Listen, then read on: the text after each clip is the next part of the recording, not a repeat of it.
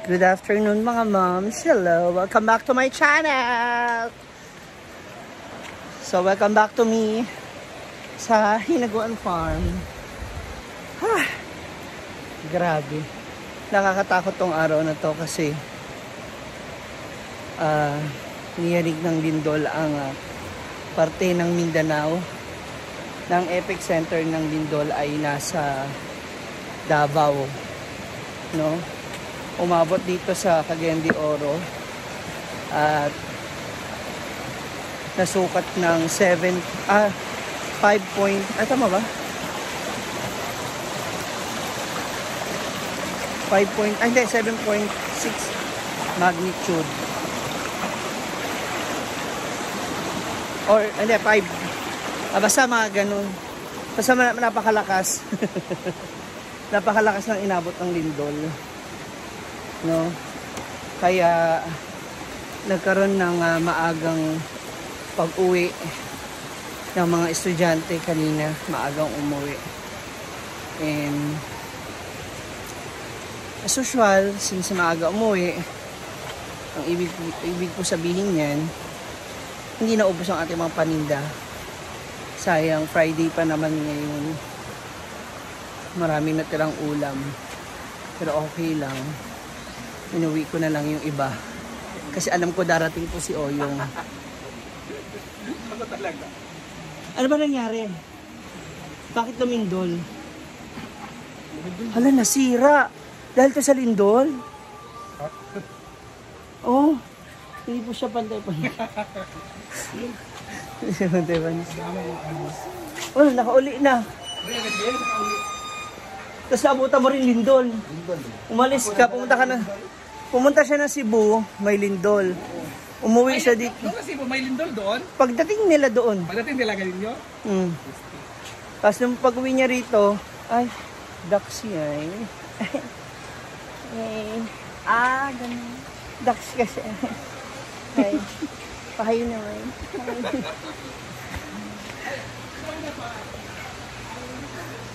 So, ayun. Ending, marami tayong nauwi.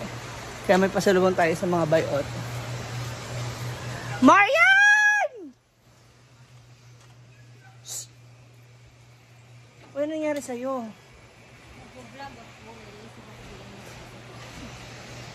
Ano nangyari? Ayan na. Dahil sa lindol, na ano na po yung ano niya. Tingnan natin yung sa likod ni area. So kanina, niyanig din talaga. Inabot ng lindol dito. Nag-ano yung pool, no? Mga puno. Parang yung nakaraan. Nasa butong ka ba? Sa butong siya. Sa Robinson. Yung ilog. Yan ang nakakatakot. Kasi, yan ang... Mas nakakaalim sa dami. Oo nga. Eh kasi connected yun. Yan yung daluyan ng... Oo. Diba? Pwede rin siyang... Maano ba? Mabuak. Punta natin sila, Mama Sita. Daddy Jun. Kamusahin natin ang farm. Actually, wala naman siyang masyadong mga dami. Ala, ano yun? Tingnan natin kung anong kaganapan. Oo, ang dami pa rin mga bisita, ha? As of today. Dito sa farm. Nakakatakot talaga, kaya mag-ingat po tayong lahat. Especially lahat ng mga nandito sa Pilipinas.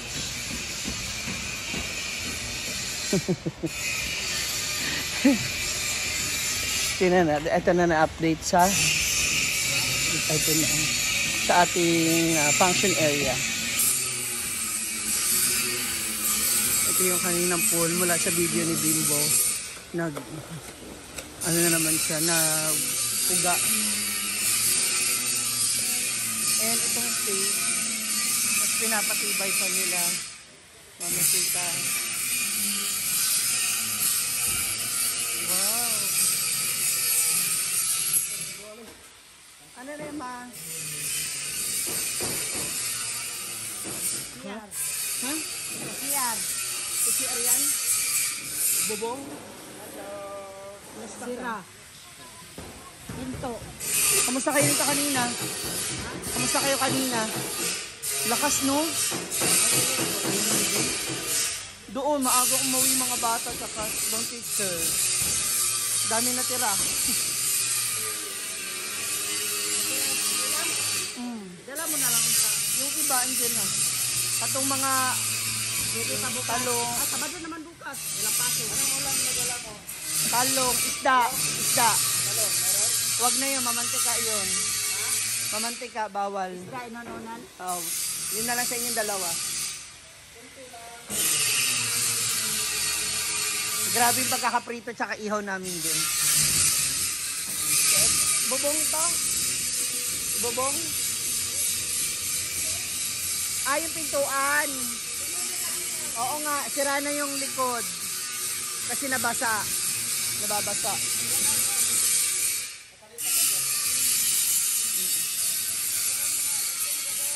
Dito? Ah, oo, yung CR mamaya tignan natin.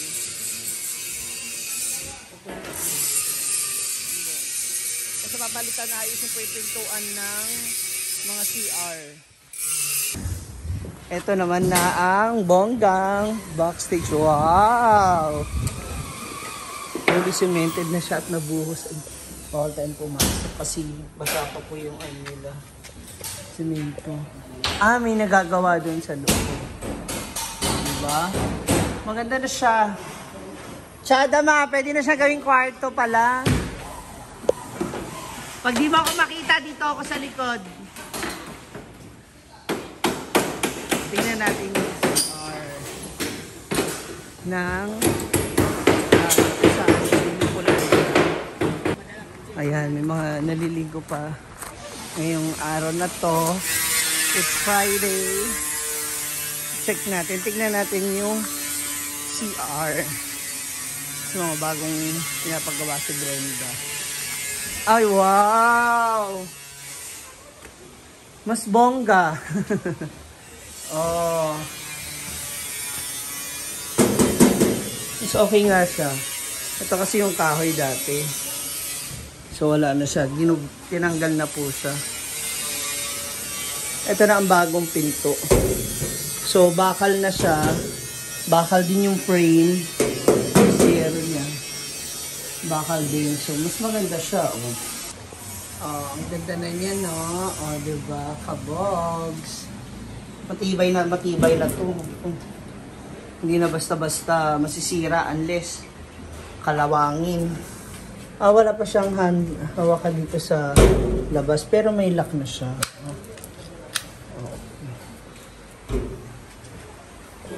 Ang ganda ng pinto.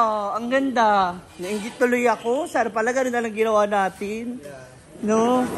Ang ganda ng pinto. Kamusta yung ano, nung umuga? Itong bakal. Hindi nung matibay, malalim. Ang semento, may kwarto, may crack, Ma'am. Ito, hindi basta-basta. Yung swimming pool ka ganina ba? Yung tubig na lang, parang dagat. Nag-alon-alon. Doon sa bahay, sinek nyo na. Wala naman. Wala naman daw. Okay naman. Oh, kasi syempre hindi pa rin natin masasabi ang aksidente, ang trahedya. Yung mga wire ba na? Ah, yung mga wiring. Parang yung wiring doon na kay Ate Charel. Ah, naalis naman na yun eh. Di ba? Nalipat na. Oo, pinditi lang nabili. Natira. Yung mga wine ba? Wala ka na namang mask. Lumalikabok na dito ulit. Oh. That's all for now mga moms. So again, lahat tayo ay mag-iingat, no? Maging alerto tayo palagi. Makiramdam, no? Makiramdam tayo kung tayo pa ba yung gusto niya makasama habang buhay.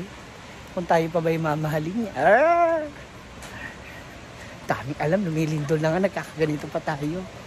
Hala! So, that's all for now mga moms. Andito na ang mga Bekso. Dito muna kami sa hinaguan. Keep safe and God bless us all.